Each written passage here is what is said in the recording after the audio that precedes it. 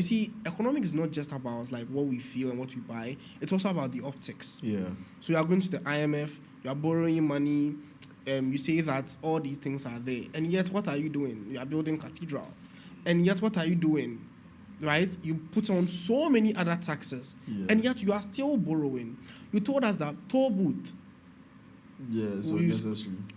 And then you introduce another medium to get more taxes.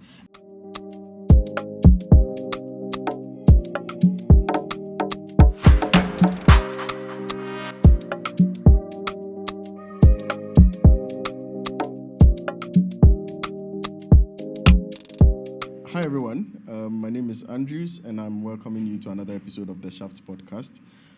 We have different segments on the podcast. Sometimes we talk about sports where we term it the beer parlor and it's much more fun and entertaining. And sometimes we have very serious, constructive conversations with our fellow Africans around very prominent issues on the African continent. On this episode, we would have a discussion on Ghana. There are a lot of moving parts of the Ghanaian political landscape and also the economic landscape as well, mainly because this is the year 2024. In December, Ghana would be having our next major general elections. And so it's very prominent that we have these conversations, know exactly where the country is heading towards and what are the most prominent issues around it. Mainly also because I'm a Ghanaian and I pay a lot of attention to Ghanaian news. I'm interested in what is happening. Recently, we had an episode where we discussed the impasses in Kenya. And so it would be a disservice to my Ghanaian background and identity to not have conversations around exactly what things are going on in Ghana and what we should be looking at. With me here are two great friends, but more importantly, very brilliant minds who are very, very intellectual in the way in which they approach the Ghanaian political conversation, but are also people who have been very, very much interested in the growth of the country, in the things that are happening in the country, and are very politically active, and so they are very informed about the affairs of the country as at now. So welcome to this episode, Ralph and Bannerman. Nice to have this conversation with you guys again. Charlie, it's a pleasure. It's a pleasure. I mean, this one feels like a conversation we've had over and over again because almost every time we talk as friends, we always talk about Ghana, the things that are happening and all that. So how do you feel about this? Do you see it as another everyday conversation that we are coming to have, or you have much more grandiose perspectives that you want to put out? As I told you today, right before the podcast, there was a very tense political conversation at work today. So, especially because it's an election year, as you said, you can't escape the political conversations from work, in cars, in public transportation. There are always these conversations. So I think it's just a continuation of those conversations again. Yeah, I think for me, I literally was on a political banter this week, banter streak with almost everyone. And you told me about one you had this morning. This morning. And I just feel like it's something we can't avoid.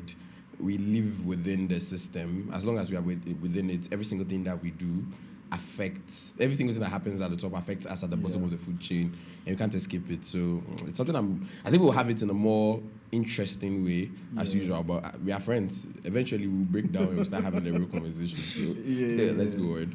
But I mean, we are all young people here having this conversation about the country, and one of the most trending issues in Ghana's politics this year is that the youth involvement and the apathy within the youth is rising. But more importantly, a lot of people are voting with their feet, which means that the concept of Japa and leaving the country is on the rise because people have lost faith in the country. Do you think, what is your assessment of it basically? Because you are the youth, we are the youth. So I want to get your perspective on whether or not you think those perceptions out there are true, that the youth are tired, political apathy is on the rise, and that people are actually, if you give somebody the best treatment in Ghana and the West outside, they would say, I better leave because I don't know when Ghana would go back to down the drains again. All right. So I think from my point of view, and also from the point of view of other people, not everyone is actually so excited about going to the West, to stay in the West. Because of what? If you were paying a youth in Ghana a very good amount of money, which correlated with how much work they were actually putting in, I don't think they would be so happy about leaving their family, everyone, and to go and stay outside. For what reason? So it means that if a lot of people are fighting to go out of the country, it means they simply want value for money. Yeah.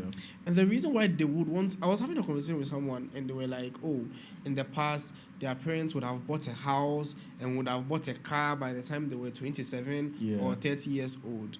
Do you know the price of a car? Do you know the price of a house right now? Yeah.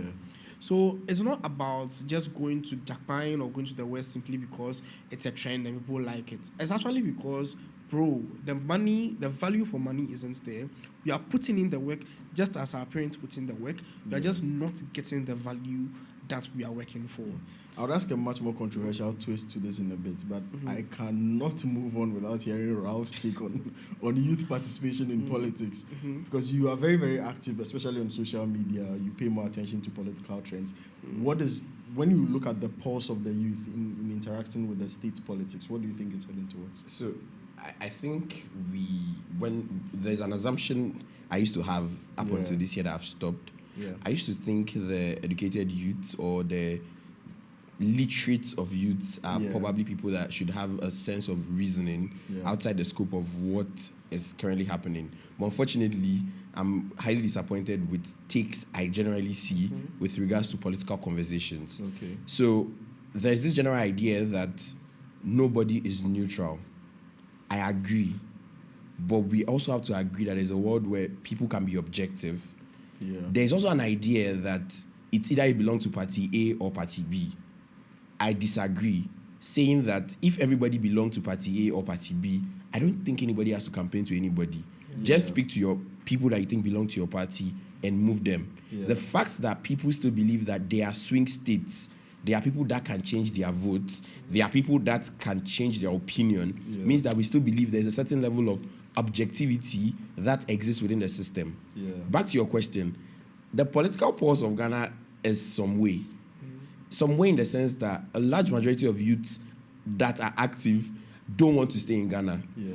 Beyond the value of money that he says is the value of life in Ghana. Let's be fair, traffic, high cost of living, work treatment in life itself in Ghana.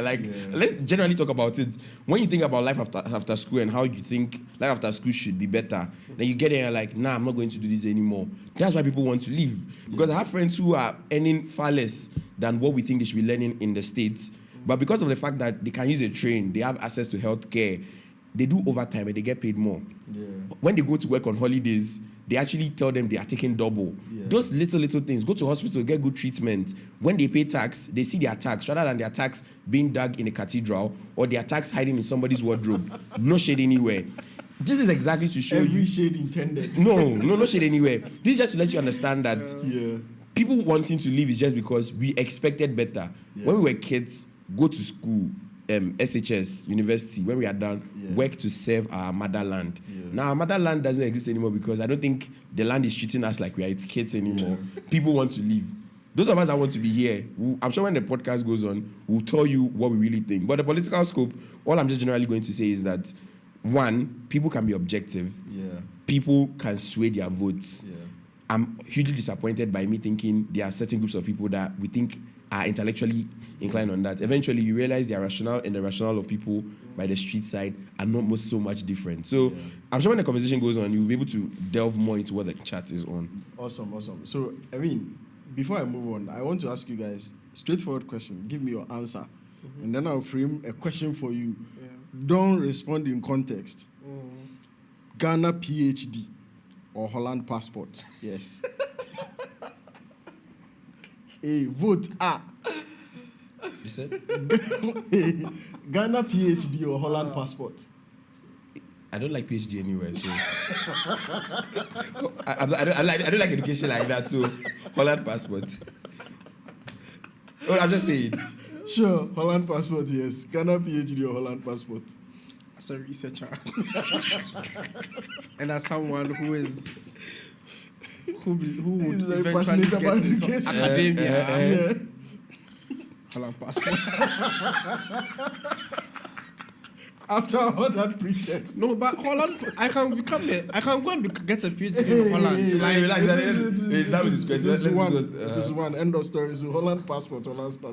You, as a researcher, Somebody going into academia. Anyway, the question I wanted to ask is, I think this debate ensued on social media, and almost all the time you see a conversation that happens on social media that sort of reflects what's happening in the country. If not directly, it also reflects the way people feel about the country. And one of the most recent ones was this very question I asked, where somebody eventually got his permanent residence in Holland, went on social media and said, well, whatever he's gotten as his Holland passport is much more valuable than a Ghanaian PhD. And there's uproar on social media, big media. It became like a whole discussion point in the country for a week. And the question I'm asking is, people's reaction to that and the fact that a lot of people still supported that take, that they would rather get, like you two just literally reinforced it, tells their feeling about the country's economic situation, such that the highest ranks of education, and think about it, like being a PhD means it should come with also the highest ranks of employment as well, to be able to get economic benefits and all that. But people think this country's economic situation is that bad, it's not going to give you the kind of benefits that holding a Holland passport, just that is going to give you. And for context, this person who sparked this conversation was a janitor in Holland. And so the question is, has the economy gotten that bad? So, I can agree on two things. One, the economy has gotten that bad. But for me personally, I don't plan on pursuing education to that level of PhD. No, that's why. So that's why we put a burden on him more. For me, it's more about the people that grant themselves in education, I think I love them. They like the passion for the reading, the books, and all of that. For me, it's something I really. It's not like I can't do it, but it's not something my passion stems for. That's why the Holland passport. The thing about the Holland passport comparison that I didn't like is how they demean the PhD and the kind of effort that it has. Because when you look at the cost for you to do a PhD, the research and the investment that goes into it, it is not any average Ghanaian that can just get a PhD. But not every average Ghanaian can get a Holland passport. Good. Fact. So it means that both two worlds exist. But for you to be in Ghana and get a PhD means that you belong to a certain class or even through scholarship, a certain level of academic brilliance that gets you there. So basically, you went to spend your money to buy education that will not give you economic return. But it means you have money. For you to do your PhD, you have money. Everybody who does, like majority of people who do PhDs don't have money. Or they have access to it or scholarship. Those things happen, but it's a research field. So we'll let Bannerman deal on that part. Because for me, the point is, if you give me the PhD, I won't. If it's a PhD in marketing or something of that sort, fine. But I don't think I plan on pursuing like my academic career to that point where I need a PhD. Get a bit into why the economy is that bad. But that one I agree. The economy is bad. Why? One, prices of things are so unstable and unpredictable. Inflation. Context. I think Belako active a lot. Last year, it was 2 cedi 50 pesos. All my tweets pointed to it. As of yesterday, it's 6 cedis. Wow. And what it didn't make sense. Last year, my entire transportation for the month was around 600. Trotro, not boat. Context. Trotro and taxi. As at this year, it's almost hitting 1,000. It means that, and I don't think there's anybody that they would increase your pay based on inflation. It means that if you're earning around 500 cedis last year and your cost of living was around 300, if now it is 500 cedis, you are literally eating from hand to mouth. The unpredictability of the economy in its own is a problem. Russia-Ukraine war. We'll get into Russia-Ukraine war. What's the name? Which other big thing? COVID. The Queen dying. Real Madrid winning the Champions League. Baumia choosing Napo as his running mates. All these things can be reasons to cause. You see how you're laughing? That's how ridiculous it sounds when you start hearing some justification for some things. Because when you try to get the link, you see how ridiculous it sounds. When you try to get the link of how exactly, and that's how I try. You get the fact that we are finding it very difficult to show how the link of these things are the biggest fault of this problem is why I try to ridicule the argument. It can sound illogical, which I can agree on, but the fact that any small thing that happened, we blame COVID. Any small thing that happened, we blame Russia-Ukraine war. Forgetting we got lots of aid, we got lots of things to fund them, which are left unaccountable. We got E-Levy, we got sports bet tax, Pro Max, we got extra taxes we are paying for. Then all of a sudden, when it's time for us to be accountable, the conversation is all Russia. The problems that we have. Good, so now let's just talk. Probably Baumia's new shoe he bought was the problem as to why now things are happening there. We can be ridiculous. And the thing is, they are fair. If you believe what they are saying is true, you should be able to also believe that Real Madrid winning the Champions League is the reason why right now the price of Belako Active is 6 cities. Let's all be John and let's just agree on it and we are fine. Calm down. I'll come back to you in a bit. But yeah, Bannerman, is the economy that bad? So this is the thing. The economy is that bad. That's the first thing. Okay. But the second thing is that, you see, if you want to defend the government so much, I actually thought that there are people who wouldn't be able to defend the government despite the things that are happening. Yeah. Today, I had a conversation with someone, and the person was like, the reason why things are expensive is that when Ghanaians like taking advantage of people, so when they say things are a little bit expensive, they add their own to it, and that's why things are expensive. Yeah. He's an educated person, by the way. Yeah. And then I asked them, like, so are you saying that cement, onion, tomato, phone case, everything, the reason why all of those things are expensive is because all Ghanaian traders are wicked people, and all of them have added things to the thing, like to their prices. Let me just help you dispel that logic. The problem is that the higher you raise your prices, people are not able to afford it, so people don't buy. So there are a lot of Ghanaian traders whose goods are actually stuck in their stores. And so the logic that traders are always greedy, who always want to add reasonable prices. If the person understood economics, the person wouldn't be even. Yeah. So like the point I'm trying to make is that things are clearly very expensive to a point where for you to try to even justify it, you have to go to ridiculous lengths to justify it. And you don't necessarily need to belong to a certain party or so for you to feel that things are expensive. Yeah. And as he said, inflation. But apart from inflation, like just like little, you see, economics is not just about like what we feel and what we buy. It's also about the optics. Yeah. So you are going to the IMF, you are borrowing money, you say that all these things are there, and yet what are you doing? You are building Cathedral. And yet, what are you doing? Right? You put on so many other taxes, and yet you are still borrowing. You told us that toll booth. Yeah, so necessary. And then you introduce another medium to get more taxes. And then now you're having a conversation that no developed country. No developed country actually doesn't have toll booth. So let's revisit what. And no, before it goes on. It's not like these decisions they made when they were making it, Ghanaians were smiling. Because when they said they wanted to start E-Levy, there was huge backlash to it. People kept on complaining. Then all of a sudden, everybody started explaining to us how Ghanaians' indirect taxes don't work and how this is a direct means of taxing us. Beautiful, legit. You win on that. Now you've done it. Why are we not seeing any improvement? Another excuse comes up. It seems like for every single time you think they are going to do something extraordinary, something comes up. And I think it's more of the disrespect and the ridicule to average thinking people. Because sometimes then I'm arguing and I feel like I'm stupid. Because the thing is that I'm looking at it and I'm like, this thing is wrong. Then somebody comes to argue with you and tell you that, no, it is normal. And I'm like, guys, are we not in the same country? So it's more of, if you look at the Ghanaian political space, and you look at how things are going, it's not following the principle. I did economics in SHS, but I'm telling you, I don't think anything happening now follows economic principle. If it does, I've not learned up to that extent. I tend to be corrected. But you can't explain to me how we are taking more money from poor people. We are not able to show real-time effect of it happening. But people still go on TV and explain that this economy was better than the previous economy. Or tell us that the economic indicators. What are the indicators? So let me hold you there. Shoot. I have some specific questions to ask under the economics of it. Okay, sure. Let's try and zone in a little bit into the brain drain aspect of it. Okay. Because we've seen like a huge increase. If you just take nurses alone, the number of nurses who like migrate to the UK, there's been an exponential increase.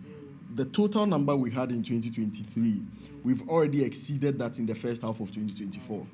That's how bad it is, right? So if you're looking at the numbers and the actual effect of having these negative economic conditions, what we are leaving behind is generally a state which is losing its most prized talents. And that's making things worse for people, which reinforces the thing that people are now leaving, because if more nurses leave, healthcare quality drops, that becomes another reason a different batch of people leaves. How do we resolve these issues around brain drain? Because I think it's the dark horse in the room that nobody is paying attention to. The thing about the brain drain is it's not just anybody that is also leaving. it is the best of talents. The best of talents are the ones living. Now you get plenty of people asking you, why are you still in Ghana? Yeah. You get I get that question. And now I feel some way because it's like, oh, I can't sing Ghana. People like you're a joke. And the reason they have every legit reason to say so is because everybody else is leaving. They are showing their impact. My roommates from first year to fourth year in tech, it's only one of us that we are still here in Ghana. Slept in 4 in a room twice and 2 in a room. Most of my guys, you know them. Yeah. None of them are staying in Ghana anymore. And when you talk to them there, the place is hard. Social life is difficult. Yeah. But the idea that they have a better living condition makes them feel much more better.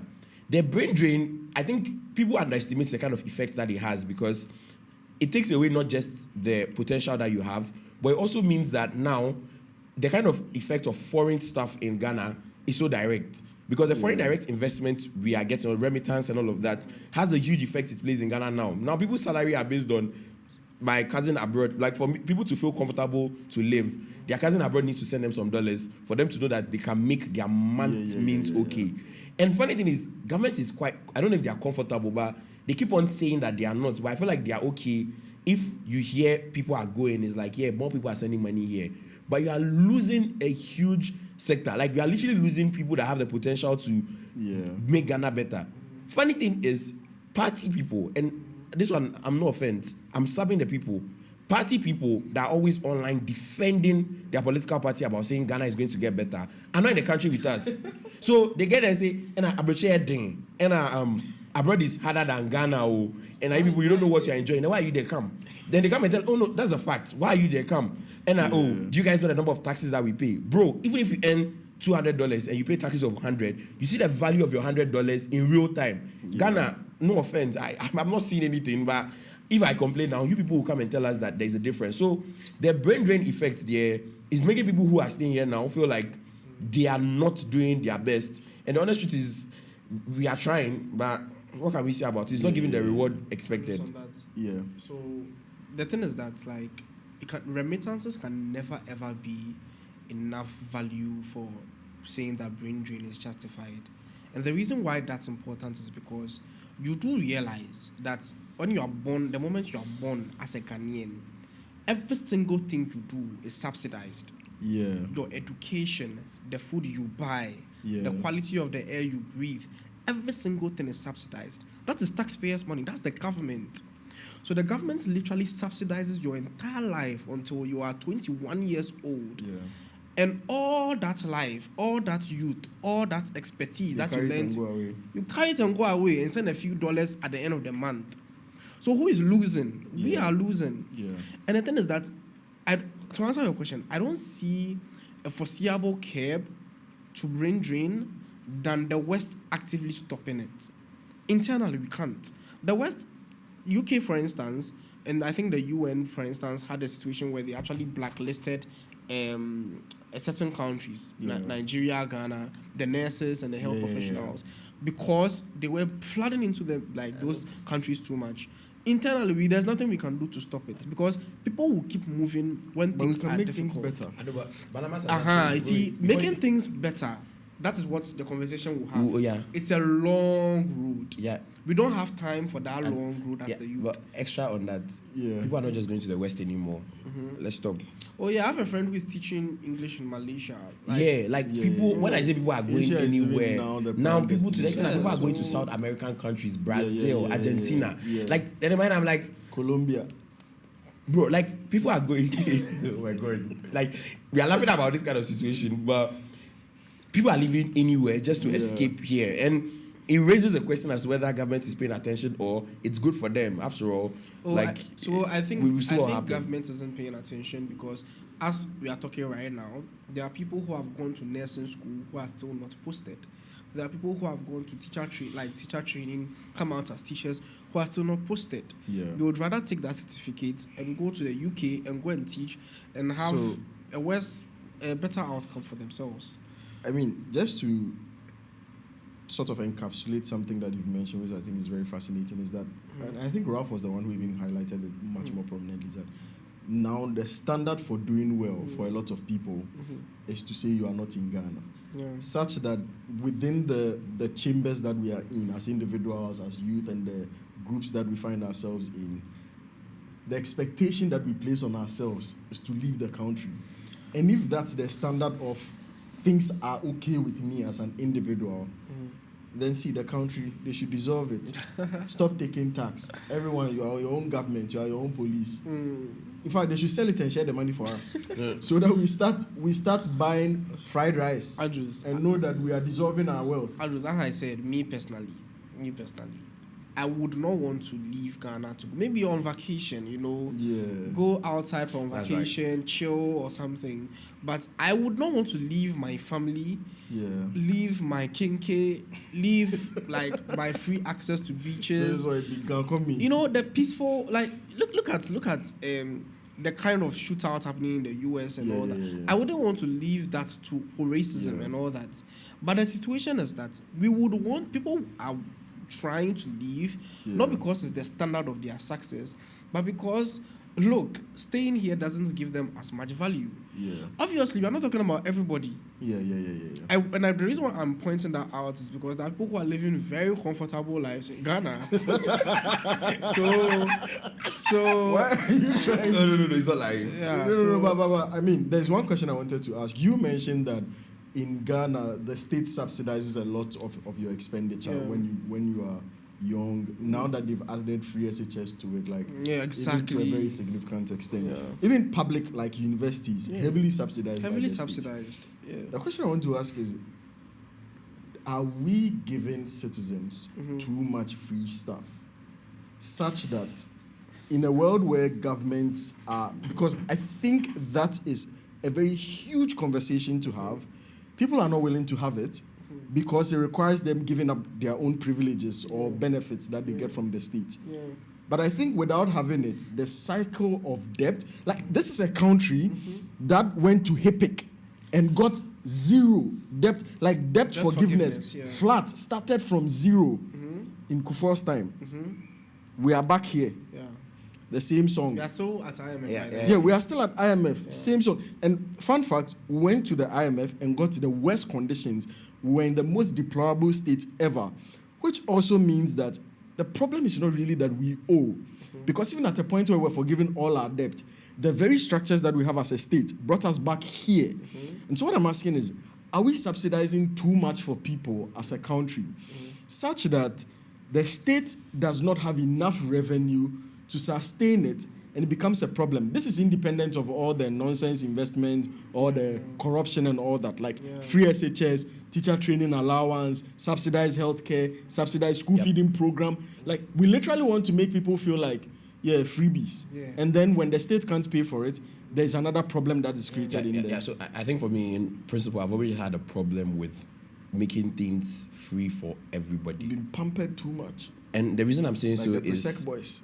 Oh, calm down. That joke is not so unnecessary. The reason why so unnecessary. It'd be very necessary. The reason why I have a problem with the free things is, for example, free SHS was a bright idea. It's a bright idea. But it's for people that need it. I've always said it, that there should be a cap on how free things are given out. People who can't afford it should be able to get it. People who can shouldn't be, so that you don't take away the balance of how the entire system is. Because now, what has happened is our country is not producing enough as a country to be able to give enough for government to say they are debt-free.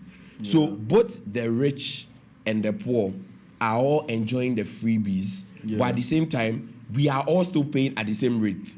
So I have this weird analogy I always do, that the money you are not using to pay for school fees, the money you expect government to use to pay for your children's hostel and the rest of that, and you are happy and singing about, indirectly, when government tells you they don't have enough money to be able to secure certain things, that is when they complain about inflation and the rest of that. You pay for it indirectly. And funny thing about that is, those ones are the ones that affect us cut across, and not education alone. So for me, I still think that generally, I completely disagree with the whole idea of freebies given on a large scale. Those who need it should have it, but there should be a cap.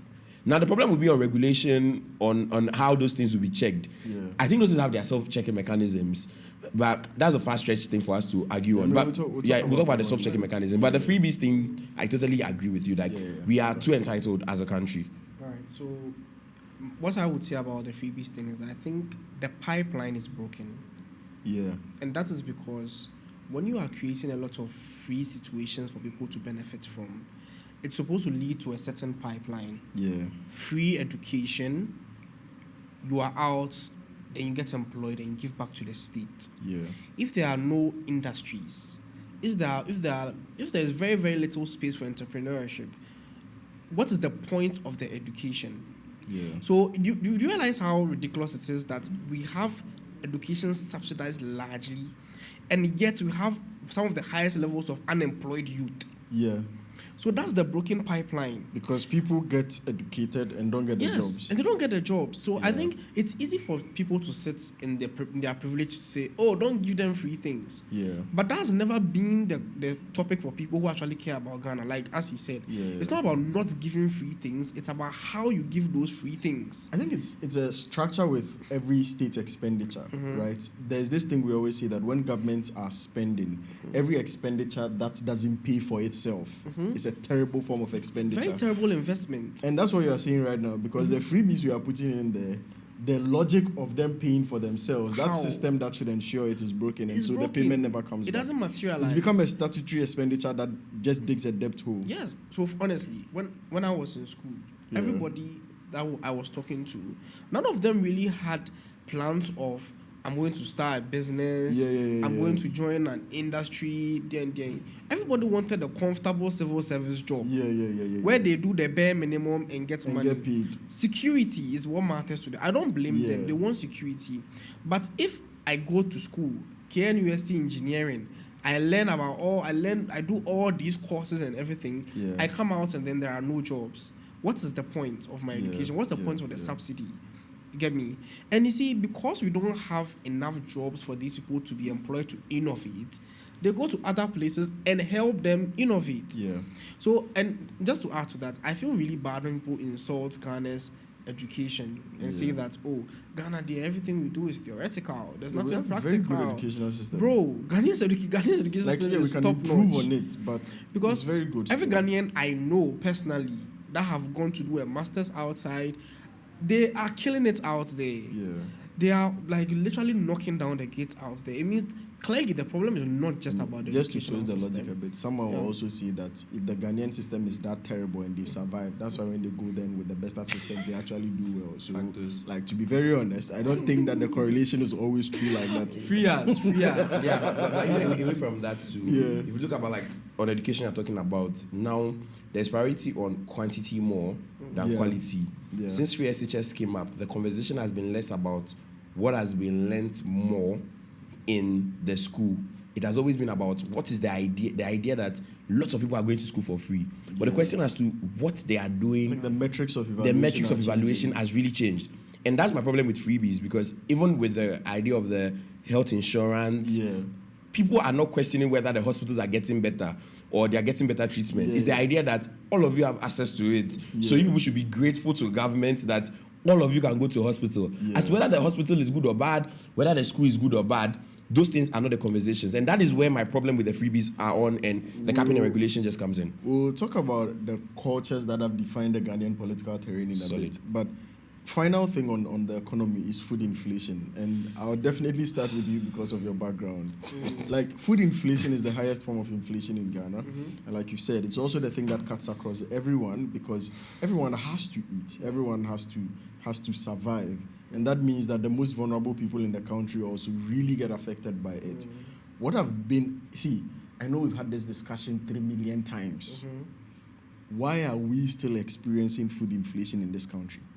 All right, so I think the basic reason why, and this is a reason why I would actually just side a little bit for like 2 seconds with something that an NPP person said, a minister, I've forgotten who it was. We forget that there is something called seasons. I think where we've gotten to as Ghana, seasons shouldn't be a problem for us. The reason why probably tomatoes, for instance, just recently, people were buying 2 tomatoes for 10 cedis and all that. The reason is that actually it wasn't in season. And if it is not in season, what they do is that people keep it and it becomes expensive. That's true. That is basic economics. The problem is we shouldn't be facing this problem as Ghana now. Yeah. And that is because you have places like Okuadjo, right, that produce tons of tomatoes that rot. Yeah. Because as at now, we still don't have storage facilities. Yeah. We are not investing in one village, one dam. That is supposed to provide year-round irrigation for production. If all these industrial policies, and I'm going to say this on this podcast, quote me. We'll quote you. After Nkrumah, after Osajefo, the only president to have the most innovative policies was Nana Dankwa Akufo-Addo. Yeah. If those policies had materialized in real life, we wouldn't be facing food inflation. Because one village, one dam solves the dependence on rain-fed agriculture. And then the cyclical nature and the seasons. One village, one district, one factory solves the production and then chain. Value addition and all those things. 1,000 roads, we said, how many roads? A lot of roads. Solve the problem of transportation. Now, because none of these policies materialized into real life, that is why we had food inflation. We still have food inflation. So it boils back to the kind of politics we practice in this country. Politics of ideas, not of practice. Exactly. Okay, here off. Food extension. So he dealt with the conversation with regards to the production itself. Yeah. I hate using this, but I have to side with the lack of connection between the people that make it and the people that need it. Yeah. You see the imbalance between the things we get to the farm produce to when it gets to Accra. Yeah. That distance, that loop, that particular gap is what creates lots of problems. And I don't know whether it's a ministry problem or it's a people problem, but the inability for the ministry to be able to solve that problem since when I was a kid, when you're writing science and they ask you what are the problems with agriculture, bad transport, bad preservation, all of those things. The thing is, we can say it over and over again, but nobody is sorting it out. Why? My auntie in the village, when I told her, we bought banana and plantain, like we bought like 5 for 20 cedis. They will be shocked. She was angry. She was like, Muba say boo aside. Exactly. Problem. I was just about to say that inflation in this country and the way in which things are bad is usually centralized at the bigger cities. Andrew, that reminds me of a you go to the outskirts. They were like, was it a minister, an MP or so? He said he bought something at Cape Coast and it was very cheap. He bought something at some village. It was very cheap, and they were like, when you wake up in the morning and you want to fry plantain, go to a Eastern region, go and buy the plantain, come back and fry it. You see, people don't think about that. So what I was trying to explain is that because where I work right now is more of like a food service, this thing. The inability for us to get that particular loop fixed is why when it comes to food, especially in Ghana, it's a very, very huge problem. Yeah. And second thing is, I don't want to do this, but let's also be honest. There is a people problem. The inability for people to understand that because we said now $1 is 20 cedis, doesn't mean you should just sit down in your house and the plantain that you knew very well isn't worth that inflated price. You just get to the market and increase the price. When they ask you why, your response is because you read in the news that yesterday $1 is 20 cedis, so therefore it translates into that magic equally happening for you. No. Those things, in as much as they sound ridiculous, and we try not to blame. That one, Ralph, I'll disagree. Yeah. Why?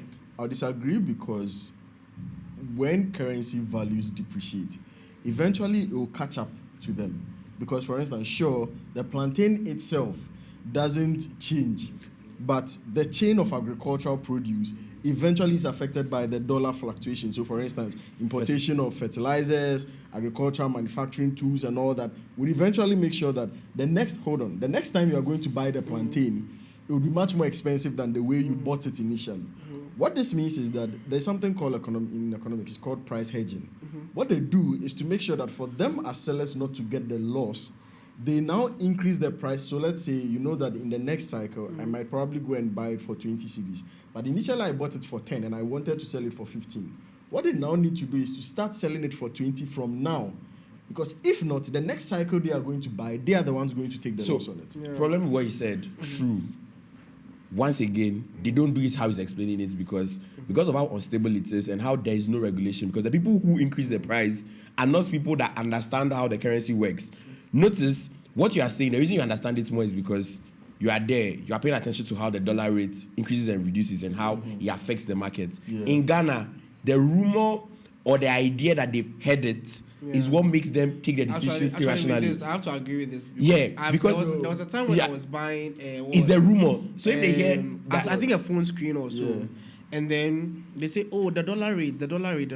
When you ask keeps them, increasing. Someone tells me, "Oh, this is 2,000 cedis." I go to the next place, say, "Oh, dollar notes." They say, "I cost 2,500 cedis," and I'm like, I come back to the other person, and it's like, "Oh, 2,000 they say the 200 account." So what? It means in the same space, that same time. And the reason I'm saying so is the reason why it works for Andrews is there is this logical explanation of how it's supposed to be, but usually it doesn't work that way. And the reason why the agent is explaining is worse with us is because the large group of people that buy these things in both wholesale and retail are, no offense, usually not educated and well inclined with how this works, and they are just on that level. That's the one I'll disagree with you on. I don't think a market woman needs to be an economic student to understand the way in which price fluctuations work in the market. The truth is that they've lived those cycles countless times, and so the reactions to it, maybe not processed by the economic steps I'm using, is still in same line with trying to avoid loss when they are the ones going to buy it from a next cycle of a much more expensive price. But with everything you are saying now, let's assume it's true. How does it help them, especially when people can't buy? Yeah, still, it's the difference between either you making the loss or people not being able to buy. You have to make a choice. And I don't think it's an easy decision. It's between the rock and the hard place. So I agree. There are one of people who are like ridiculous people. Listen, like the proportions are always not going to. It's not going to be like majority of people doing what you're saying. Who allow? So I've seen farmers, right, who have allowed their plantain to rot. Exactly. They'd rather make it rot at lower than prices. sell it at 20. Because the loss is still to them like very, very huge. Yeah. And that's why, okay, I agree, but that's why it's a people's problem again. And the people's problem plays a huge role in how these things happen because... Very nice segue to the next section. Yeah, it's a people's problem because of, if you look at how like our economy is run, people play a key role in how most of these things happen. And like other markets where most of these things have proper working ministries, people that know their job they are doing, that pay keen attentions to this, have direct conversations with them. So when the dollar has this, you as a Minister of Agriculture goes to have a discussion with them and explain to them ABCD. Like there's a literal streamline of conversation. Oh, what's the problem now? There's a petrol increment, or all of those things happen. I don't think those. No, things, I'm coming. I don't think those things happen. I'm not saying specifically because like Ghana is a free market. But the funny thing about it's like someone basically saying that we should go and cap the price of cement. Like, who should do that? Like, who should do that? Because the explanation I'm trying to say is these guys are not literally doing their work to help these people understand what is happening, and they don't care. And that is exactly why we are still getting more of these problems. The lack of education is still my problem. I disagree. I don't think it's a people thing. I think even if there's a world where there's people there. But that one, I don't think it's enough for it to be a very huge part of the problem. Yeah, that's also because the thing about the market is the market regulates itself, and because they regulate based on the indicators of high level exactly, stuff. because I know that if I increase my things ridiculously, I will suffer at the end of the day. You get it? So media, free the people. Let's look at the actual cause of the problem. No. But the cause of once again, there was advocacy. In as much as we are looking at the actual cause of the problem, the people complaining also get the effects later. Because notice, the cause of the problem, see, if today they increase the prices of some things, people in Ghana will still buy it. No, they but won't complain. They are like goods of necessity. You won't say that because food has water. Because the price of water has increased. The price of water have increased. I'll stop drinking water. The prices of food have increased. I'll stop buying meat to my food. Yeah, but it would give you a health condition 20 years down the line that you now have to deal with. I feel like this health condition thing, a lot of Ghanaians have that problem. But you get where we're coming from. I mean, the next part of the conversation, which is a very nice segue from your whole thing about people problem, is the responses we've had from the government in recent times to political dissent. And we've had, these are more like cultures that have defined political discourse, especially among the youth, in the way in which the government interacts with them. We've seen Fix the Country, and the response we got from more like states and people in power is Fix Yourself. Similar to people problem, right? We've seen Fix the Country, and the response we've gotten is be grateful to the state. We've done free SHS. We give you NHIS. Free healthcare.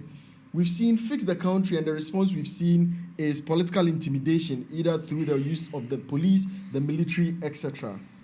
These cultures are the ones that are literally setting the tone for how the youth are interacting with politics in Ghana today. How dangerous are these undertones that we are setting, especially going into an election year? I have two things to say on this profoundly. And note, this thing goes beyond the NPP. Both NPP it goes NDC beyond and like the that. political identities that we have in the country. The Ghanaian government, whoever is in power, their immediate response to a protest is to shut down the protest. Shut it down and dismiss the people who are protesting. Basically. Yeah. And my problem goes directly to the Ghanaian police, because the moment someone serves notice that we want to protest, the immediate response of the Ghanaian police is to go to court to try to place an injunction to deny on them the protest. And I think that's very problematic for a democratic country, because as the police, you are not supposed to serve the government. You're supposed to serve the state. All you have to do is to make sure that the people are safe. And you provide enough protection so that it doesn't spill over. But Andrews, every single time, from NDC era, MPP era, every single time that people serve the police that they're going for a protest, immediately they try to put an injunction on it. I think that's a very terrible response to people using their constitutional rights to actually express how they feel.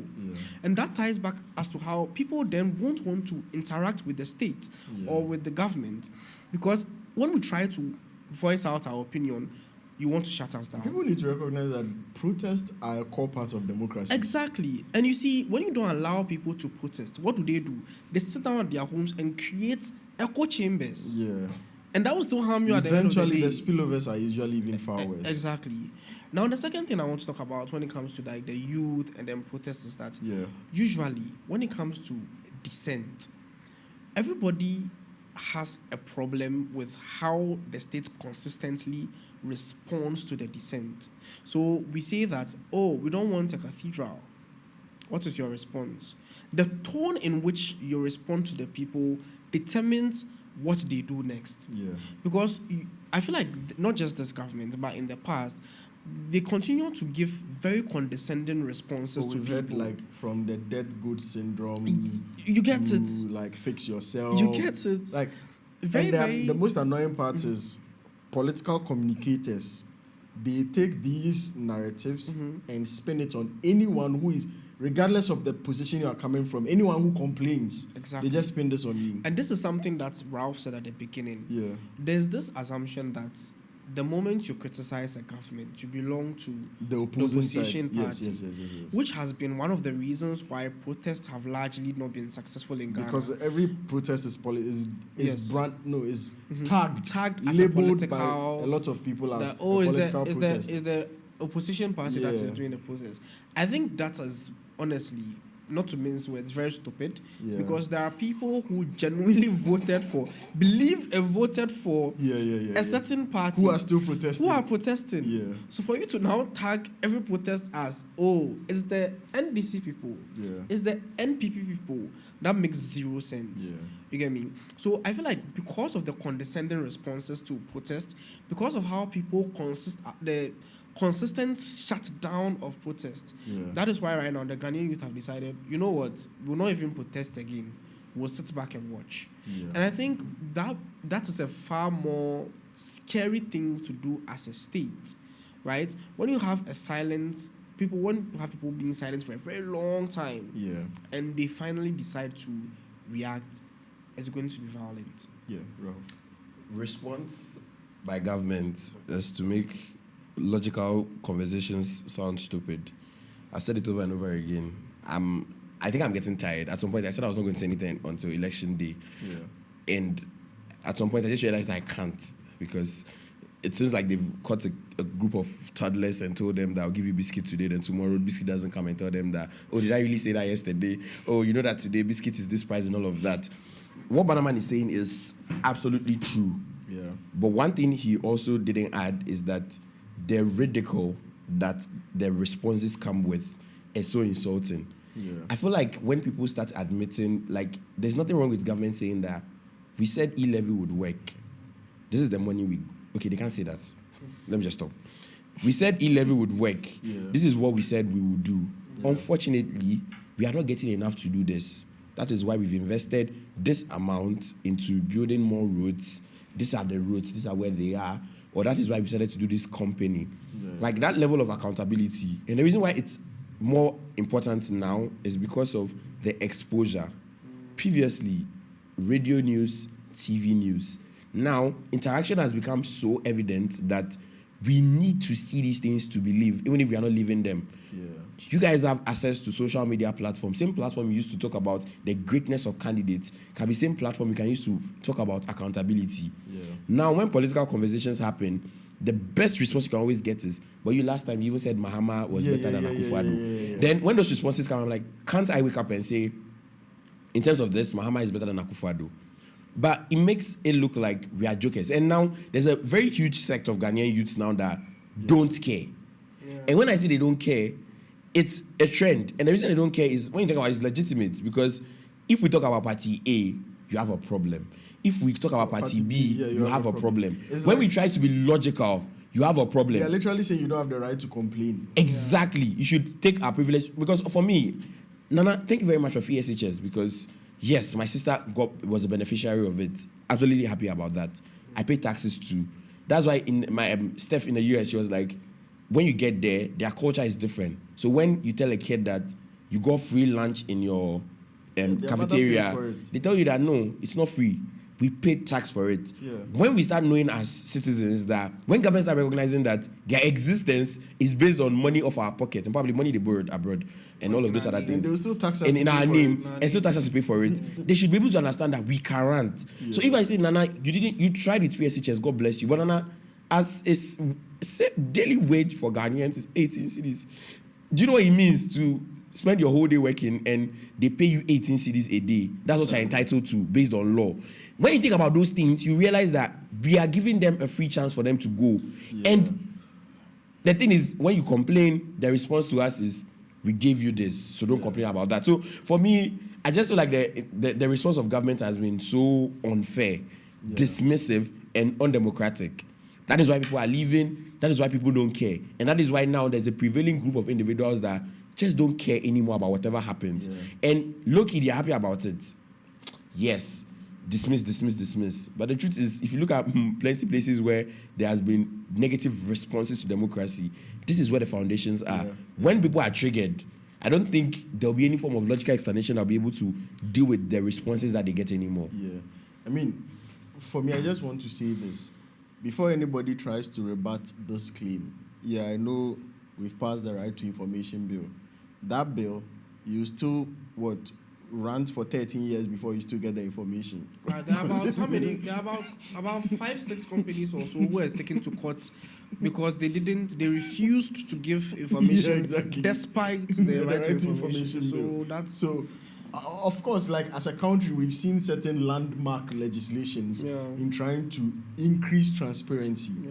Also with the appointment of like a special prosecutor, blah, blah, blah. I remember when the first time a special prosecutor was appointed, when Nanado was elected, we had a shoot up in our corruption index, right, on the international stage. Yeah. Today we've dropped even worse. Yeah.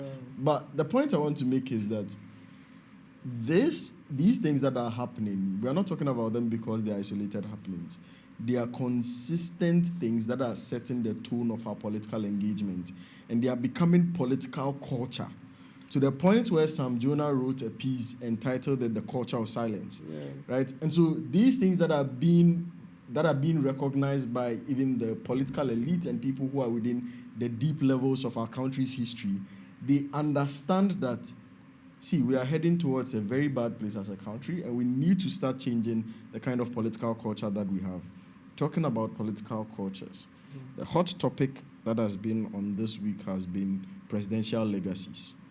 A comment passed by the newly selected running mate of Dr. Mahmoud Bawumia, who is Dr. Matthew Prempe, Napo. He passed a comment and said that so I'm going to contextualize exactly what has happened. At the rally, let's start from Otumfuo. When he was unveiled to Otumfuo, Otumfuo said he's had conversations about his arrogance, of him being arrogant. He, Otumfuo, knows that this is not true because he brought him up, he raised him in the palace, he brought him up well. And so he should make sure that he doesn't do things that confirm that narrative around him because he knows him not to be arrogant. See, the same day, down the line, down the road, Napo mounts the stage, the rally where he's been unveiled, and then his comment is, first of all, let me share my opinion. I don't think the first part of the statement he said was problematic, that in his opinion, he thinks that since Ghana was discovered or Ghana was founded in 1957, Nana Akufo-Addo is the best government that we've seen. The reason why I'm saying that I don't think that's the problem of the conversation is because this is not the first time he himself has said it. But also, even when Mahama was in power, there were people who said the same thing. And a lot of politicians say some of these things as political comparisons, etc. I think the thing that became a problem was the undertone with which he compared Nana Akufo-Addo's government to Kwame Nkrumah. When he said, go and bring that to your Nkrumah. Basically, if you are using the literal translation, you guys, Munkofa Nkrumah, those things. And it became a hot topic because now there were conversations around presidential legacies and the comparisons. He, at a function a day after, said he was being taken out of context and that he was just saying the truth and people touted him to be arrogant. Then today, he's released a public statement saying that he didn't intend to denigrate the history and the achievements of Dr. Kwame Nkrumah. Listen, let's ignore the gimmicks at the top. Let's compare presidential legacies. First, Nkrumah Adudi. Oh, sorry. Back to the gimmicks. The reason I can't say that is I'm bringing you back there. Yeah. I have a problem. I think with his reaction towards the situation, he's not media friendly. Yeah. That's a problem. I think I've seen this since back when I was in senior high school. I pay attention to interviews a lot. Most of his interviews, he has a tone which shows the kind of personality that he has. The thing is, for people who have worked closely with him, they said he's direct, very authoritative, deals with situations. The thing about me is, either you're humble or whether you're arrogant. If you do good, you do good. If you do bad, you do bad. Yeah. I usually hate the label people try to make it look like because he's arrogant, he can't do the job. Yeah. Because I think there's a I'm pointing it out because the reason I'm saying so is because we've seen humble people do worse. Yeah. We've seen people who have come to lie to us, deceive us, and everything else do worse things. We can't judge him based on that. But that's the thing about us as a society. We judge. We care. And we care because our leaders tell us respect elders, be mannerful, and all of those things. And those things seep into our religion and culture that are literally the foundation of what we are as a society. To his statement on Kwame Nkrumah, the fact that he's told us today that he apologizes is good and bad. The good reason is he's appeased people. Yeah. But the bad news is he has not appeased people. Reason being that the fact that your response was they took you out of context. And the fact that response was taken out of means context. that you could have stuck to that, knowing fully well that it's a political season. These things can have good and bad effect. Yeah. If you knew you would have apologized eventually, that would have been your first response, and let's end it there. Yeah. I think that lack of political communication is making it look bad. But the fact that he's very outspoken or the kind of way he speaks, my response to that has always been, it's something we can grab, and that's something we can always talk about. People that are quite explosive, like even sometimes I get that kind of trait that it might sound disrespectful, but you being humble doesn't mean you can do a good job. Now that that's being aside, legacies, just as Bannerman said, if Nanado executed 50% of the things that he said he was going to do, I don't think this could have been a conversation.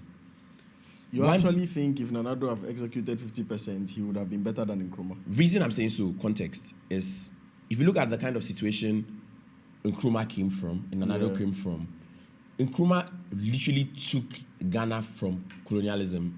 Nkrumah took Ghana from a peak point of independence where things literally had like a start button for us. Wait, I'm coming. From where? Start button, meaning access to money, wealth, and all of those kind of things happen. No, I'm coming, relax. No, relax. Innovation, meaning when it comes to like setting up the piece, Nkrumah literally had like build it up yourself. Now, the reason why I'm saying so is relax. You can say the hand you want to say. The reason why what he said about the policies is Nanado, literally, it's never happened in the history of Ghana for you to vote out a government in its first time. If you talk about media sensationalism, like which era can we get people to hype people up more? Nanado literally had people screaming, like Nanado's aura back in 2016. Even till today, but today, his aura back then, and it's kind of the kind of thing he represents, is ideas. Free senior high school, one district, one factory, one district, one dam, one district, one. The policies are, look, if Nanado had given us 60 hospitals out of the whole district, if he had constructed new companies, as he said, that were giving us job, not you taking a company and putting up a signboard or laying foundations and we don't hear about it anymore. If he had done a lot of that, I'm telling you, the kind of hype we give people now, how we are able to give people like Messi so much hype, and because they deserve it, and say they were better than Pele back then, irrespective of the context, Nanado would have gotten that and more. But the fact that he didn't, and that's why I'm saying it's like, he didn't. Free SHS, kudos to him, he did quite well on that. Like, he pursued that to the very end. But to things that happen after, the kind of connection that we are saying doesn't happen now. People are done with school, no jobs. The kind of responses we get to economic situations that are happening, the responses we get to corruption, which is also a similar problem we can claim happened even during the time of Nkrumah, and how they are dismissive of that. We can't say that legacy is extraordinary. With regards to the idea, solid ideas, man. Nanado, look, I'm not lying. When it comes to the ideas, no. And even the speech he gave in Kumasi, one of the best. He knew the people to finesse his arguments on. But when it comes to the execution, unfortunately, no offense, Nkrumah is not being touched. The thing I'm pointing out to is even independent of the execution. I don't even want us to go to the execution, because when we go there, it's like non-starter, zero, beneath, negative end of the scale to positive. Let's not in any way think that because Nkrumah started from a point of independence, his start was a flowery start. Today, this government complains about COVID. A state that didn't have a governance structure, you took it from colonial masters. You needed to establish it on your own. You needed to make sense of everything that colonialists has set up that you didn't have a handle on. Literally. He did. Have a handle on what? He was the prime minister. Was a prime minister at what point? He was the prime minister before independence. But the prime minister doesn't necessarily translate into anything. It didn't translate into anything. And that's why they were saying, if you are trying to understand, Nkrumah only started ruling in 1960. People keep saying things like that because that's when Ghana became a republic. You see, the point is that when we start discussing the issues of Nkrumah, the reason why I'm pointing this out is people make it seem like, when he started the country, he said he had resources, he had money, he had revenue. So it's like he was the one who was starting. So he had everything he needed to spray around.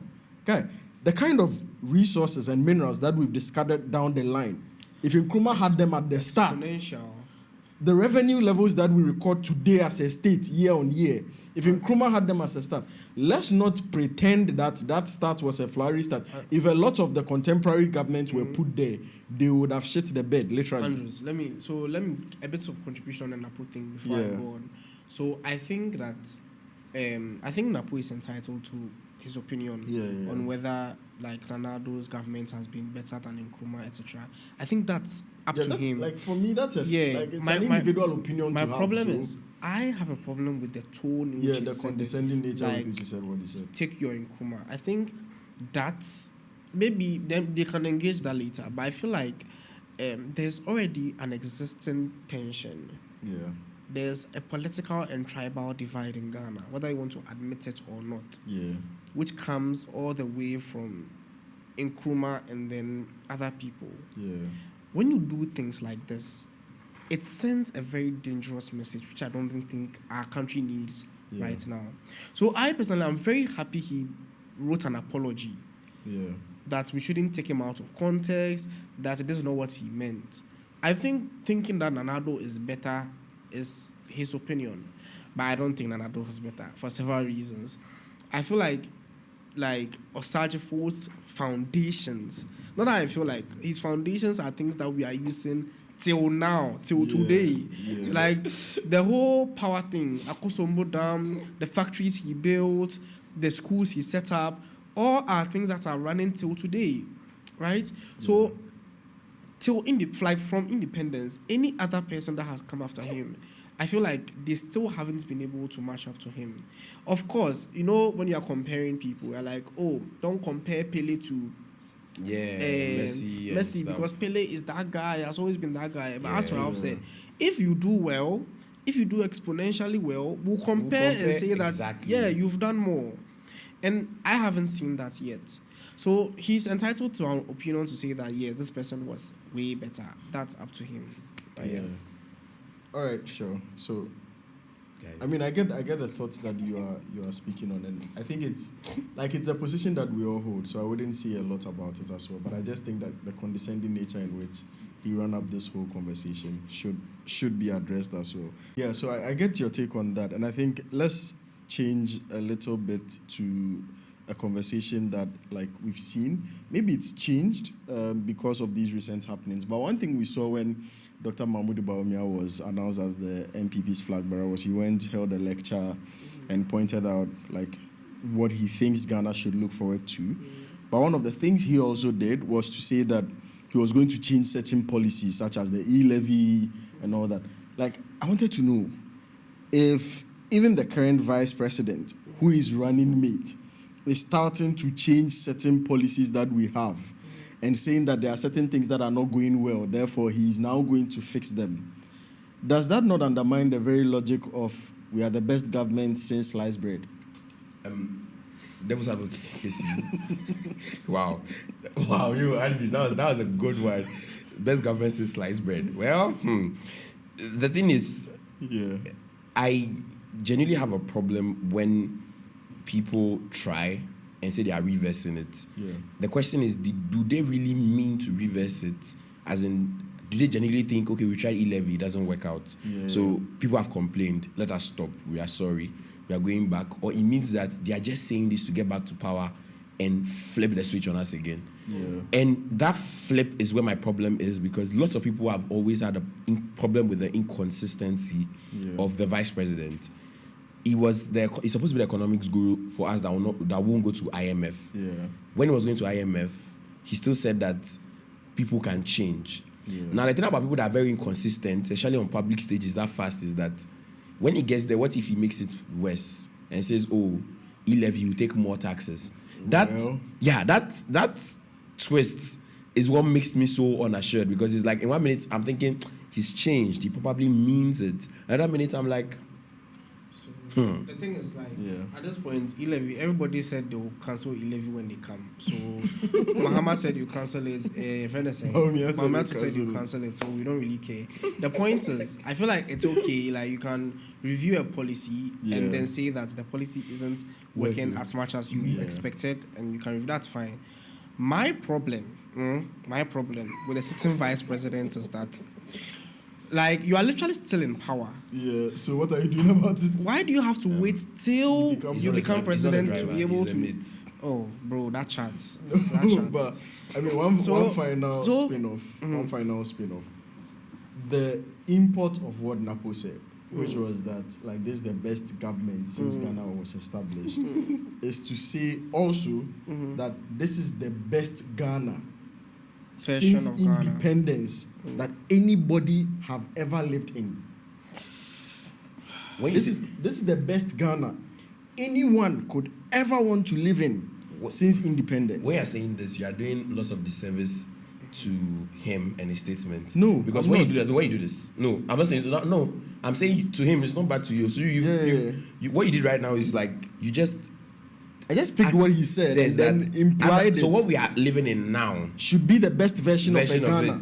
A version where inflation is happening and there is no response to it. Russia. A version, the Queen's dead. Bellingham. Continue.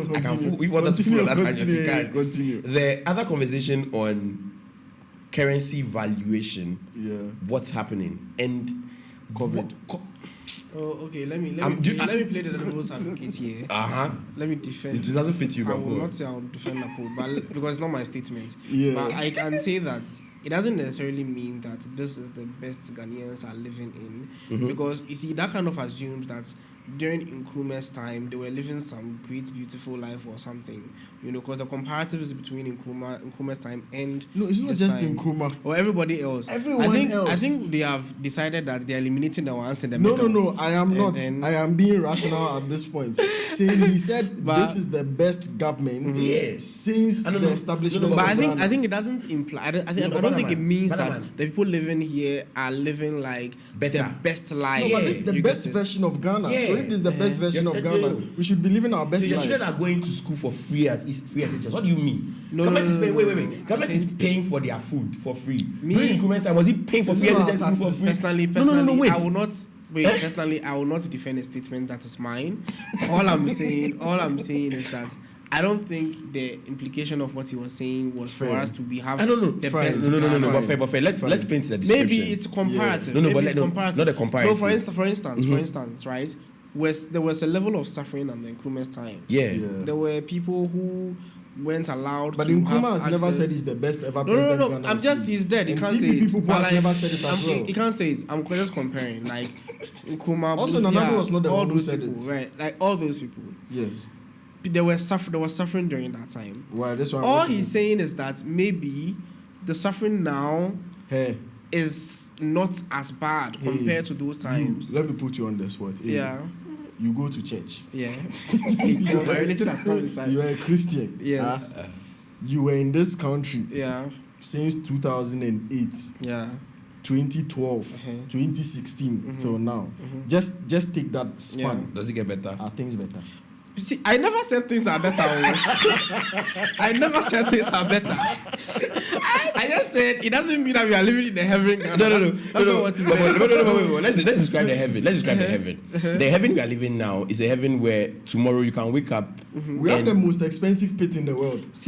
And I don't think we are building a cathedral for God in this heaven. I don't think it means that life is so much better now. And I don't think that life is better, to be honest, because on a daily basis, but he does. I go, and that's the thing. It will shock you that. Remember the conversation I was having with you. Yeah. Someone says that the reason why things are expensive in Ghana is because people are wicked and their Ghanaians are wicked and they've added money to things. Yeah. So you see, it's very different the way a lot of other people think. Because someone might think the reason why you are suffering is because the other party, they're the ones that are controlling the media and making us think that things are expensive. So you see, you may think that and people may actually be suffering, but then they may just say it's not because of the government that we. This is a nice segue into elections 2024 because eventually the conversation started with the youth involvement in politics, and the goal was to have this conversation in the direction of elections 2024. Now we've seen the duopoly, the NPP, NDC since Rawlings' time through to Kufuor, Atamels, Mahama, now Nanado. There is a conversation about breaking that duopoly. We've seen the likes of Cheddar, a third force. We've seen the butterfly. The butterfly effect from Honorable Alan Martin.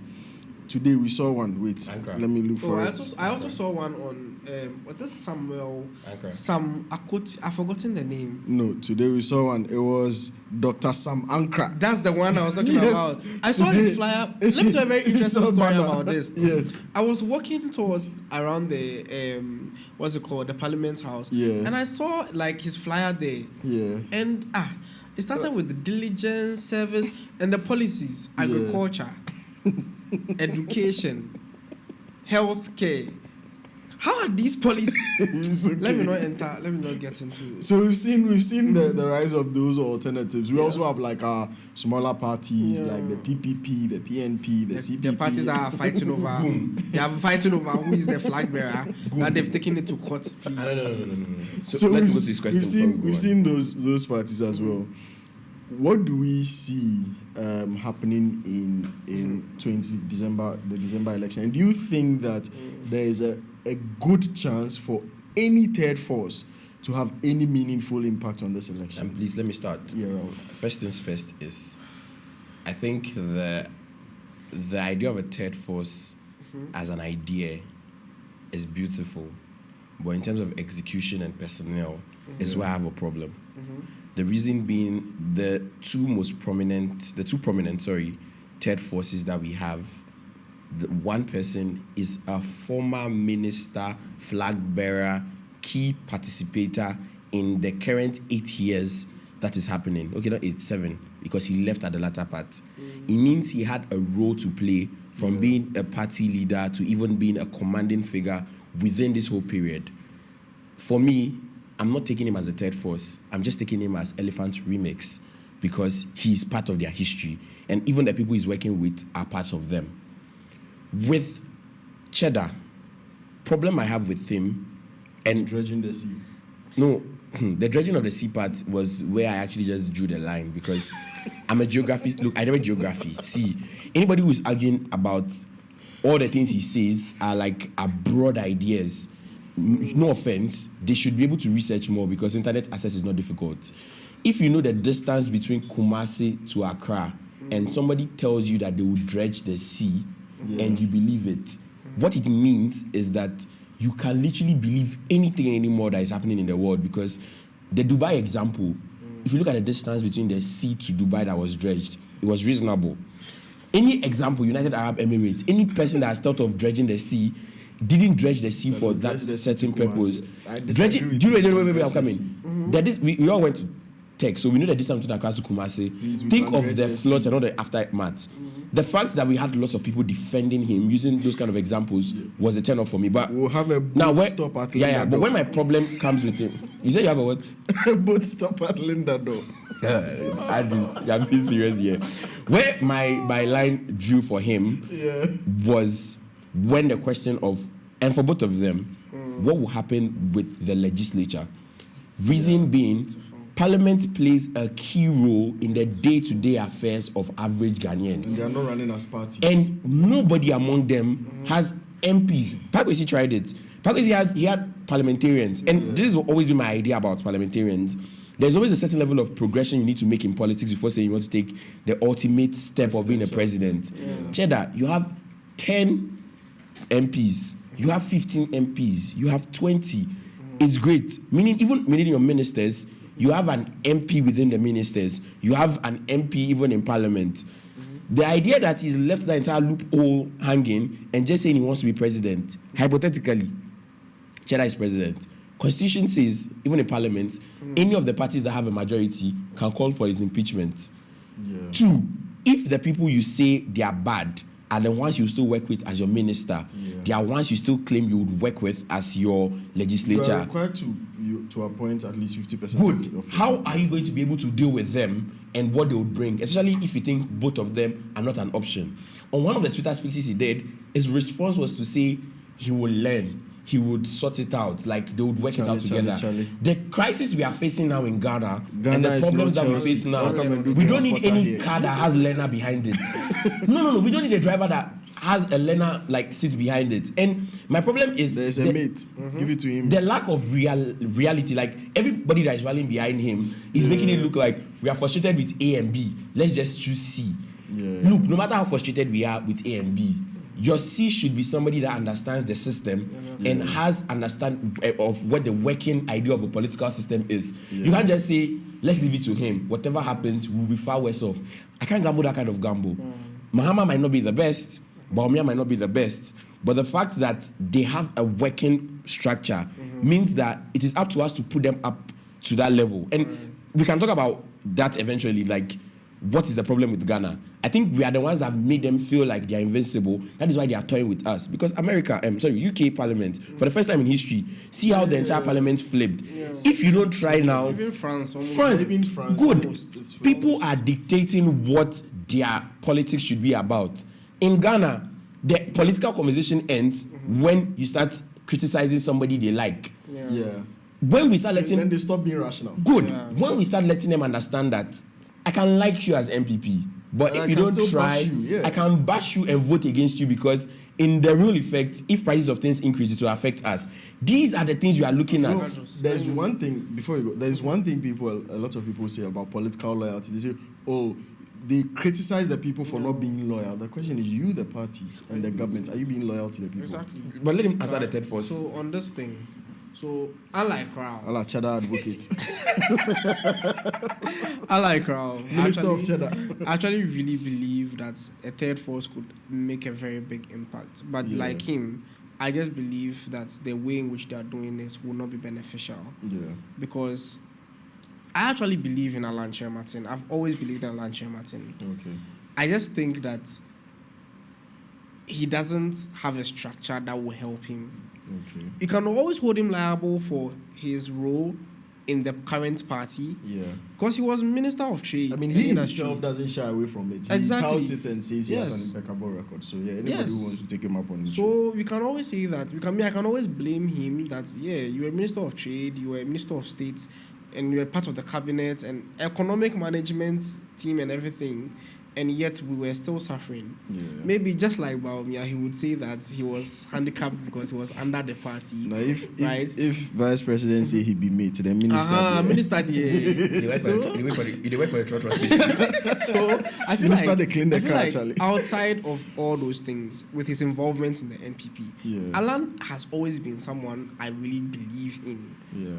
Like, I really see that he has put in a lot of effort in his Minister of Trade and Industry when he was there. So I actually have always believed in Alan. Yeah.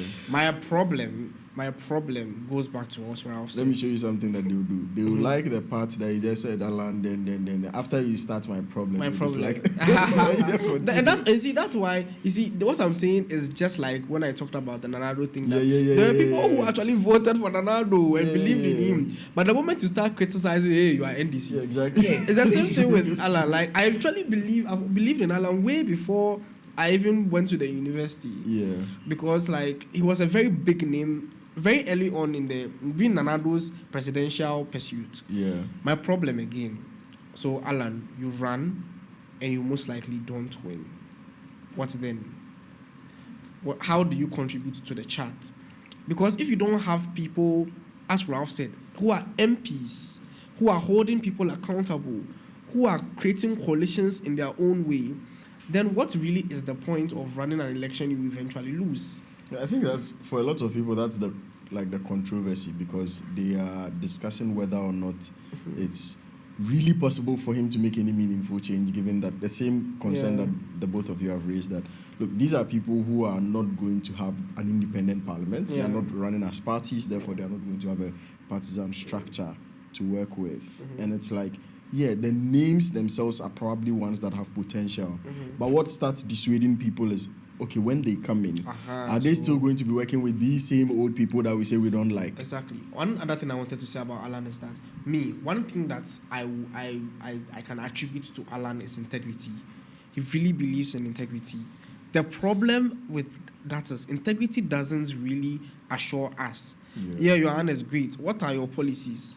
What are you coming to do for us that is different? And I feel like maybe the communication team haven't made it loud enough. But as I'm sitting here right now, it's difficult for me to like pinpoint and Cheddar there we can talk about C. But like Alan, I don't know what exactly like the policies are. Let's wrap this right? up. What do you think the country needs? Like, as a country, what do you think Ghana needs? I think Ghana needs leaders that are not afraid to be held accountable and not afraid